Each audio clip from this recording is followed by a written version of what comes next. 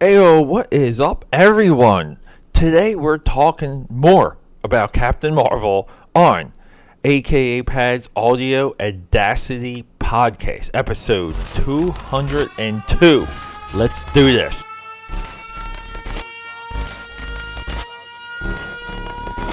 So, for all of the mothers out there, happy Mother's Day. I know I'm a solid day late. But I just gotta do it. I got Happy Mother's Day, and just talking to you right now about this and saying it, I'm just calculating the amount of work that I'm behind on just when it comes to my Instagram sketches, because I haven't drawn anything yet for Star Wars Day, May 4th. I haven't done anything for Mother's Day. I haven't done anything for X-Men Day, and I'm reaching overload.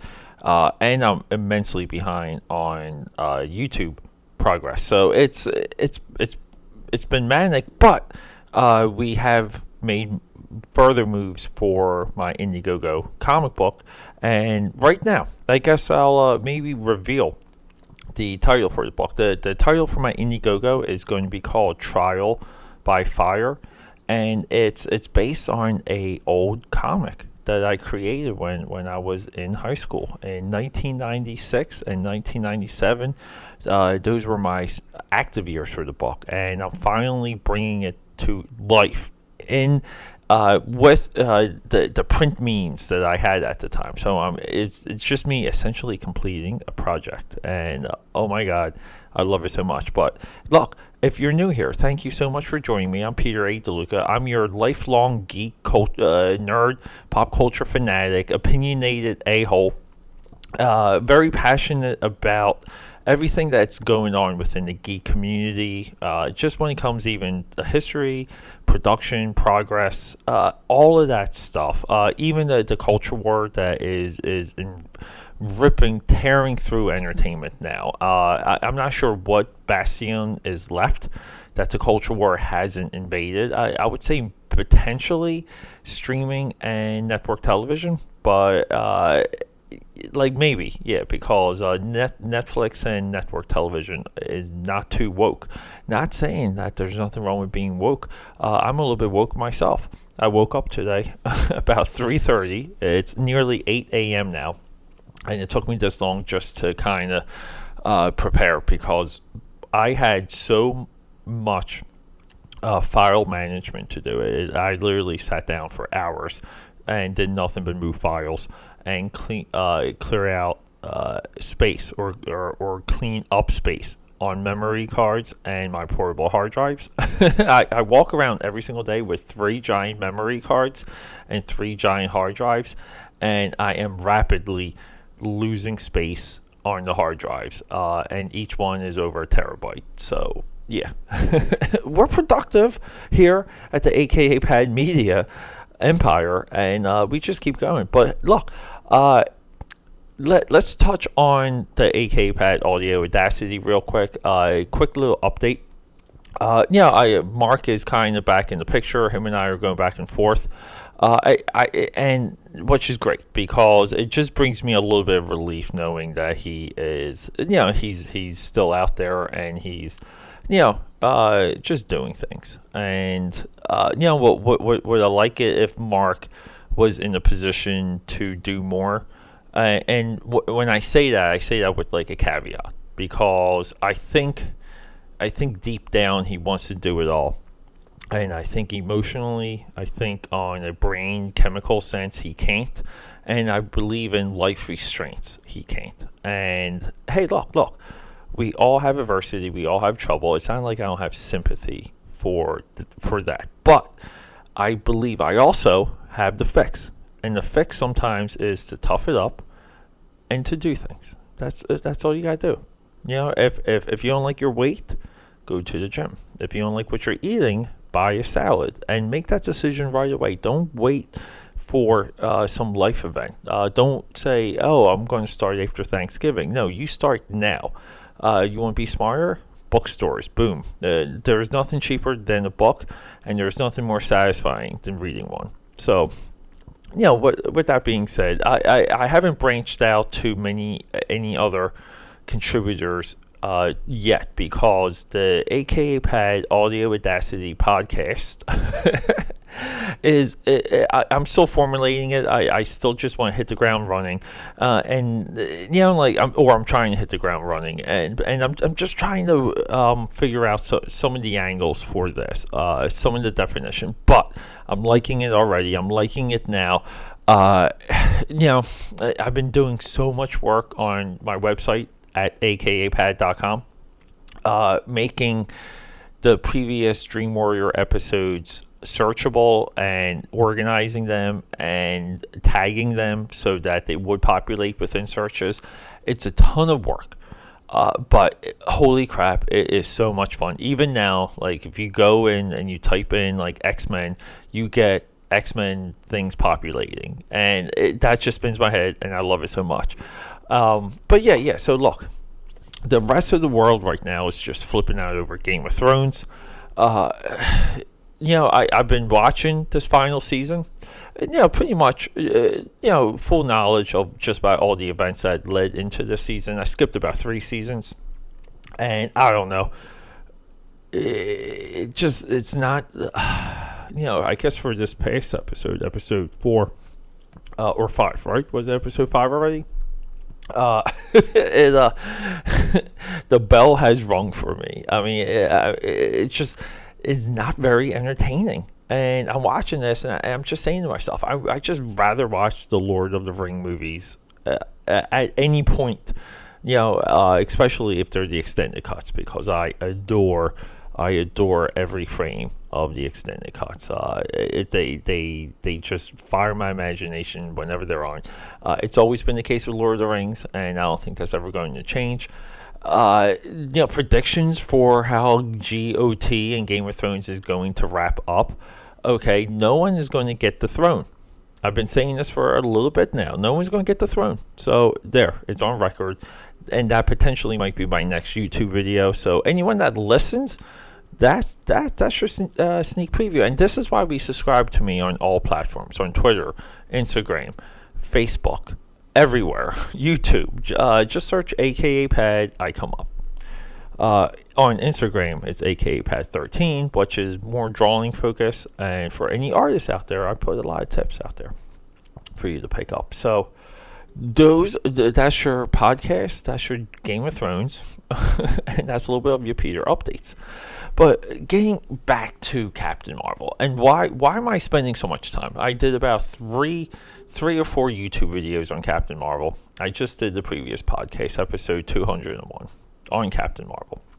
And I'm talking again because, some of these things keep changing, and I'm at a rhythm where I talk about things when they sit for a little.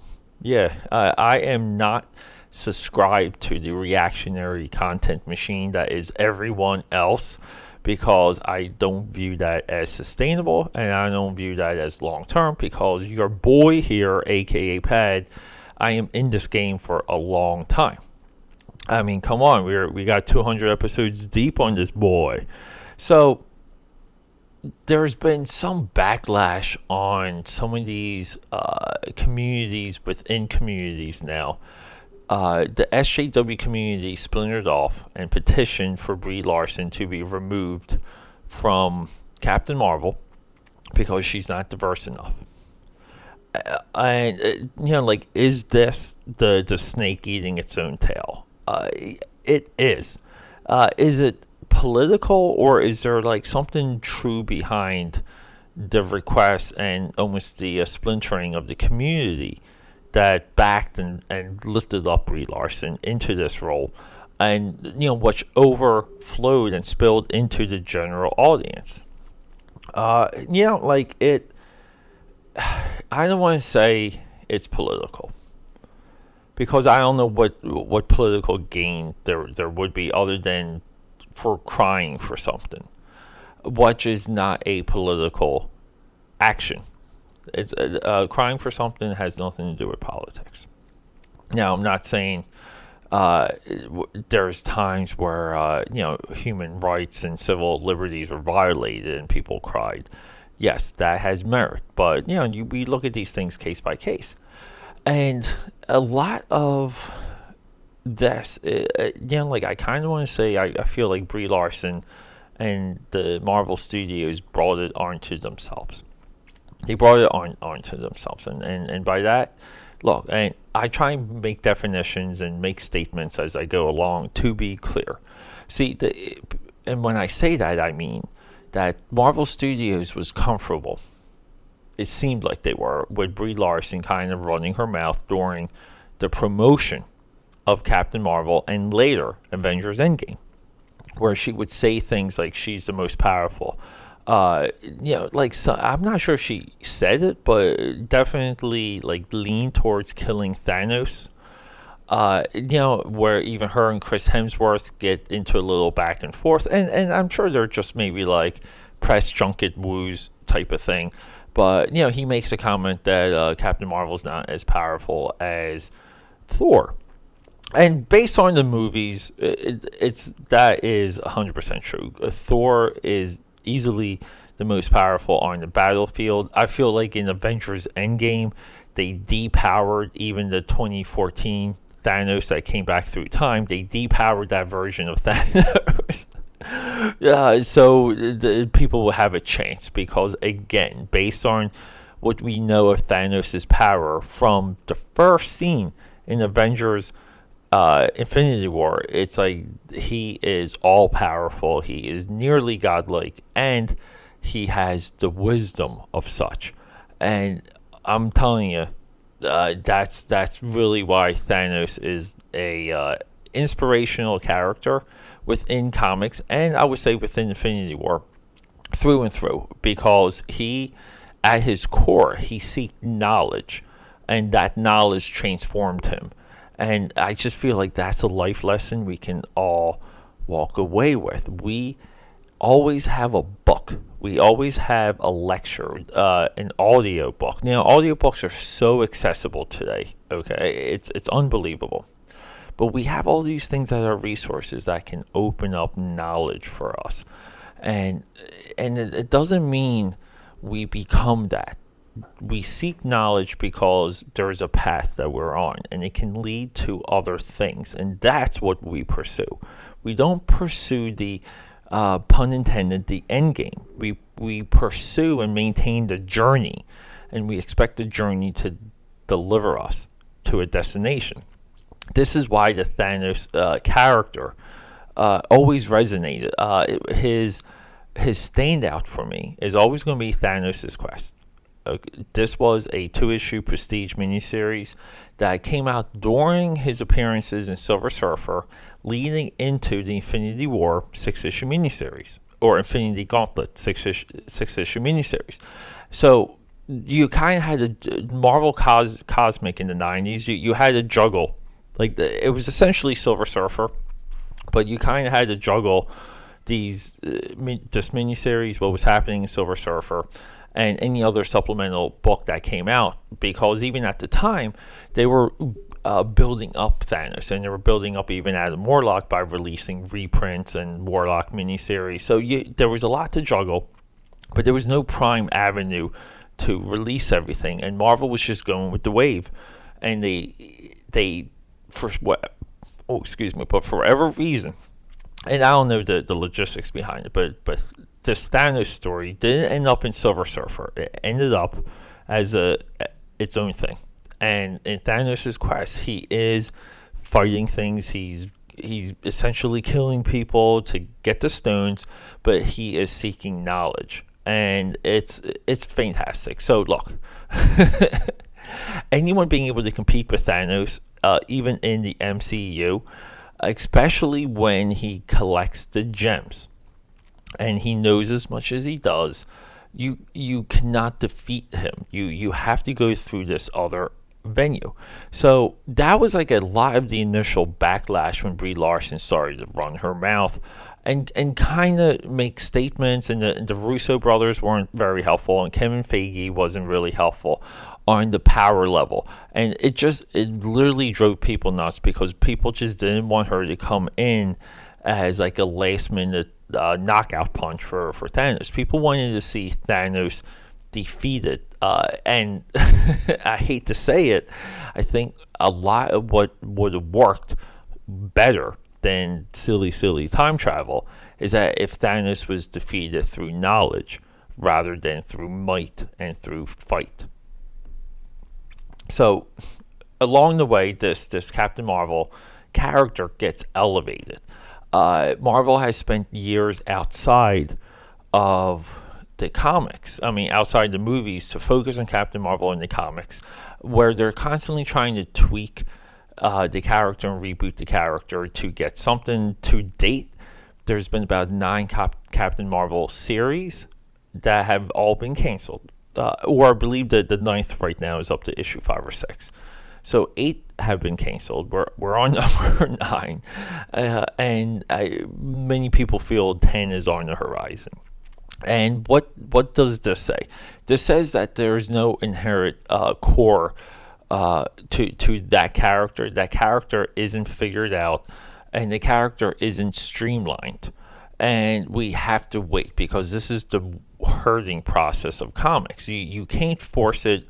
You have to wait. Hey, people even waited for Deadpool. They waited a long time for Deadpool to actually become Deadpool. And this was during an age of comic book like self-reflection. It's like there was like a hubris to comics too when Marvel gave Deadpool his first monthly series, to where he was a little bit like Scream, like how the Scream movies held up a mirror to horror movies. Deadpool held up a mirror to comic fans and to the comic book community, to comic shops, and to his fictional counterparts. Like he was a joke. He was a joke within a joke, which was a actual comic, which is a theme that also runs through Watchmen, the greatest comic book story of all time. So, like Wolverine wasn't Wolverine when he premiered. Venom wasn't really Venom. And these things take time. If you look at Venom's miniseries runs, even his Toonami manga, miniseries or monthly. The first time he got a monthly was in the early 2000s. It's just weird. It's like they tried to do like a John Carpenter's The Thing with Venom. It just didn't work.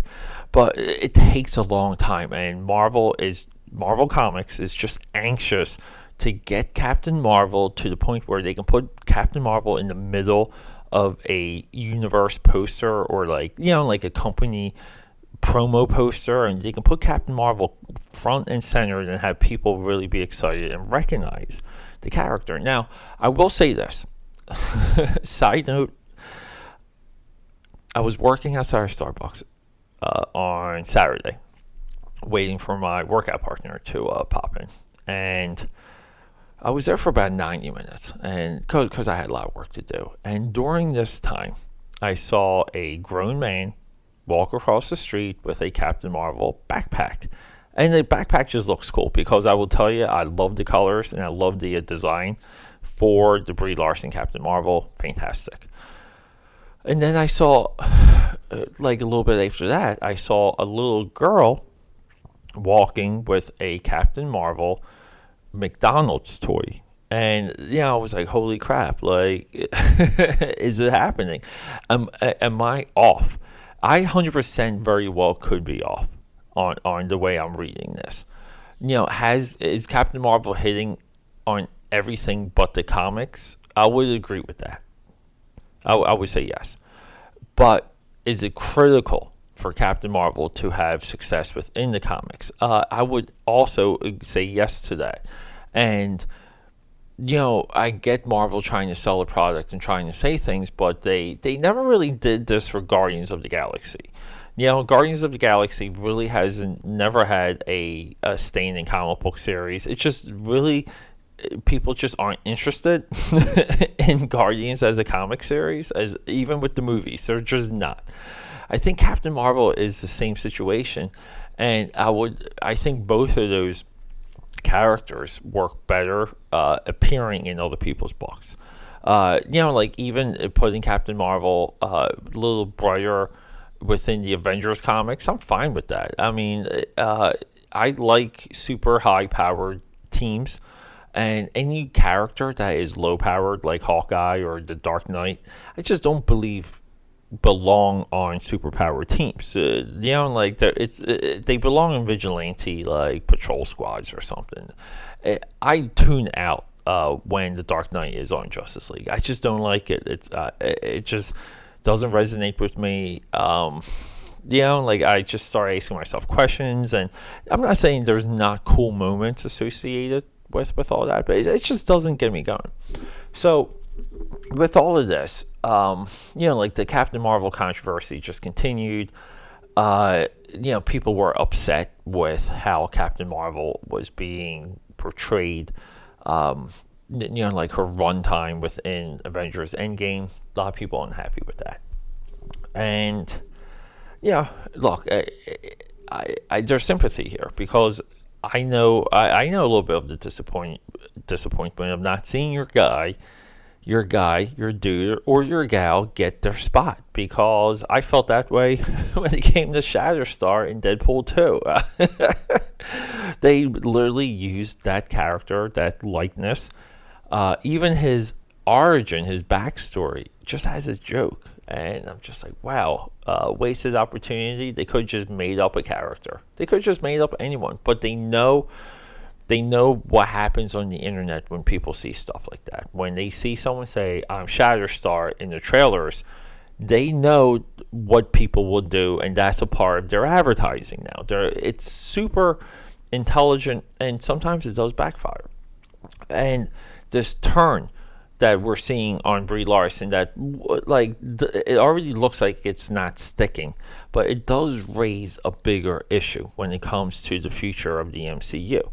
See, there's so much noise now. There's so much noise that they're not going to know where to go, because there is a little bit of the social justice warrior politics bleeding into Marvel Studios. And this is very evident. This is very clear about the Russo brothers, who proudly stated leading into Avengers Endgame that the first openly gay character would be featured. And people were outraged when it wasn't one of the superheroes. It was just basically a guy on the street that had mentioned he dated men, or had a boy boyfriend. And this pissed people off, because people wanted it to be Hawkeye, or one of the girls, or War Machine. War Machine should be gay. I think War Machine being gay would be absolutely perfect, because it would explain why he's kind of like buddy with Iron Man. I don't know why. I just think that would work. But yeah, and so what does Marvel Studios do? They immediately announce that one of their top characters is secretly gay. Again, virtue signaling. And now, does this mean you can't make a good movie, or you can't have good moments with characters like that? No, that's not even what anyone is saying. That's not even what I'm saying. But I'm just saying it disrupts the process. It disrupts the flow, and it takes away from a lot of the intent of sitting down and telling someone a story, because you just want to tell a superhero story.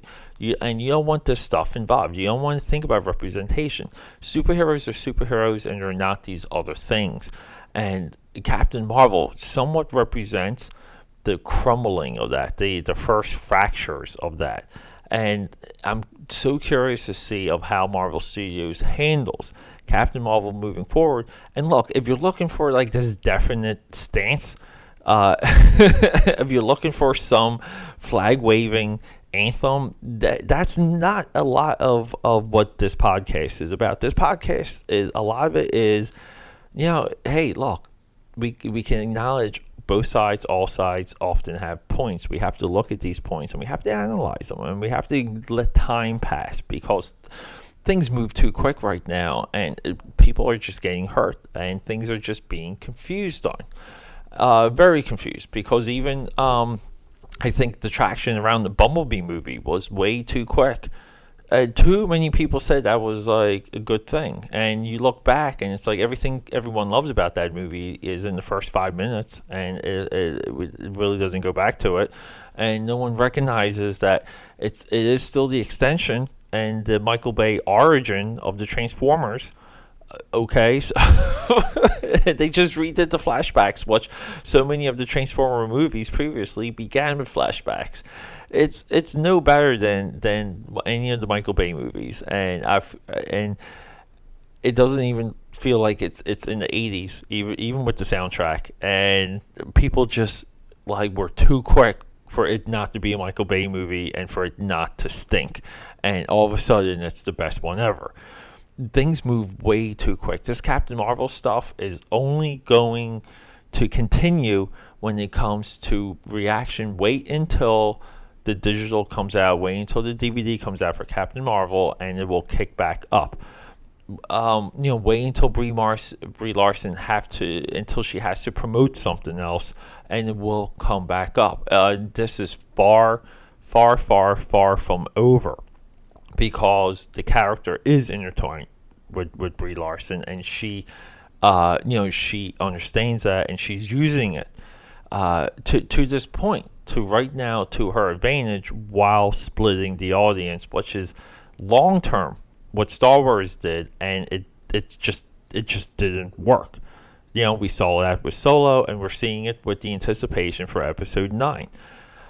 With that being said, everyone, next episode, I don't know, maybe GOT, maybe wrestling. I'm potentially back on wrestling. I know I suck, but no. There's movies I do want to talk to you about. One, Suspiria from Amazon, is definitely going to be a conversation, so look out for that. If you're out there, go create something, go start something, go continue something. Rock and roll. I love you, and thank you for listening. Your boy, AKAPAD, out.